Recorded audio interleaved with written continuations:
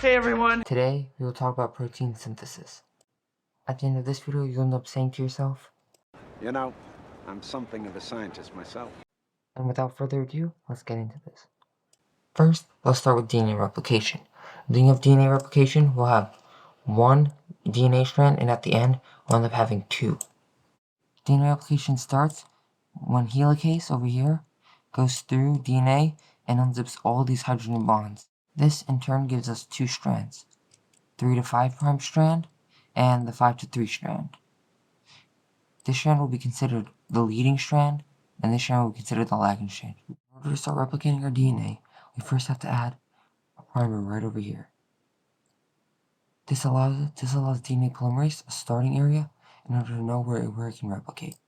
However, because the primer is placed on the 3 prime strand and not all the way on the 5 prime side, when we're on the 5 to 3 prime strand or the lagging strand, it creates these Okazaki fragments instead.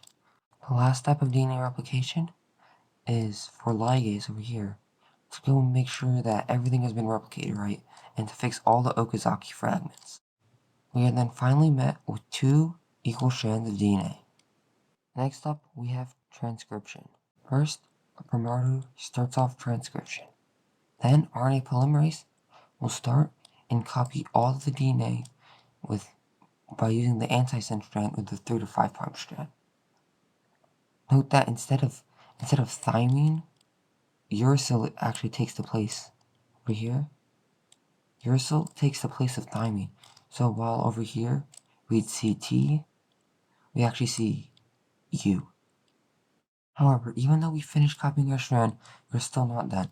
We have to make sure we remove all these introns that unlike exons, don't actually code any proteins. Once we're done with transcription, what do we use mRNA for? Well, we use it for translation. I missed the part where that's my problem. The first thing to know about translation is that it actually takes place in the ribosome. And as you can see, the small ribosomal unit, it hosts the mRNA right over here. And the rest of it, in the large ribosomal unit, holds everything else. So as you can see here, there's tRNA with amino acids on them, right over here, and right over here. And they actually connect to mRNA to take all the information in order to code the proteins. tRNA will then place the amino acids together with peptide bonds in order to create a protein. Finally, the amino acid protein chain will then condense together into a full protein. I hope you enjoyed the video, and I hope I didn't mess anything up. And with that, I'll end the video. See you, chump.